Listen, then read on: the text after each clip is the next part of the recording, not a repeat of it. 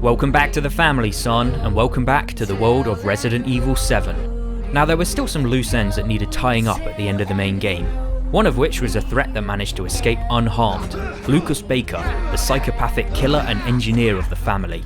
So who better to put a stop to him and his games than series veteran Chris Redfield?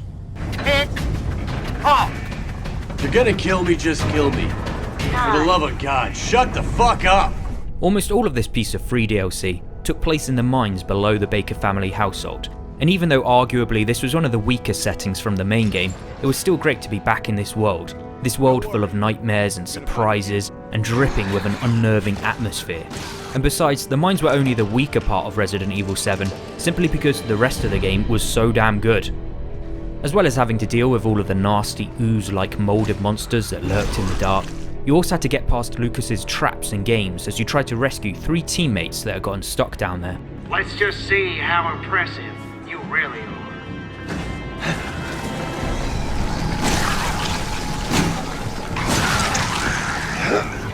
So let's go ahead and address the elephant in the room here. What the hell was Chris doing in an Umbrella uniform? This was perhaps the biggest question left unanswered from the main game. But finally we got a reason. Umbrella had changed and become a PMC, a private military company dedicated to handling biohazard situations. It kept its infamous name to show that it was finally taking responsibility for the mess that it had caused in the past. All that was left of the old company was its name alone. Chris was more than capable as a fighter, with new melee strikes to attack dazed enemies, plus a variety of different types of grenades to take them out in number. But despite the increase in attack power, the game still made sure to feel like a horror. Sure, you're an ass-kicking soldier, but ammo was still low. You still had to work with the slow pace of the movement to make sure that every shot counted. A lot of the fights took place in dark, claustrophobic tunnels, so it was easy to feel the tension and uncomfortableness of every encounter, as the creatures easily kept on top of you. You'd count your bullets and work out, right, I can probably take out 2 more enemies, but that's it, then I'm going to have to make a run for it. And that feeling never went away for the 2 hours or so that the DLC lasted for.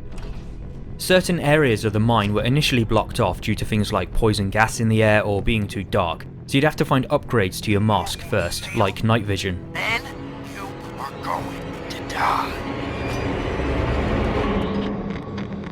Some of the new enemy types would force you to use different types of ammo to stop their fungal growth from regenerating their bodies, and small facehugger-like creatures would be a fast way for you to lose some of that precious ammo. You'd have to think about what you were fighting and figure out the most efficient way of dealing with it, hopefully using as few resources as possible. It was a short but highly enjoyable piece of DLC, simply because it gave us another chance to play Resident Evil 7, and seeing as how it was free, it was certainly worth getting if you were a fan of the game. It teased a bit more information about this world, but at the same time still left you with questions. Who were ultimately responsible for this entire incident, and who were the mysterious connection? Well, guess we'll have to wait till Resident Evil 8 to find out. But until then, there is one final piece of this puzzle to still have a look at. So until next time, thanks for watching. Game over.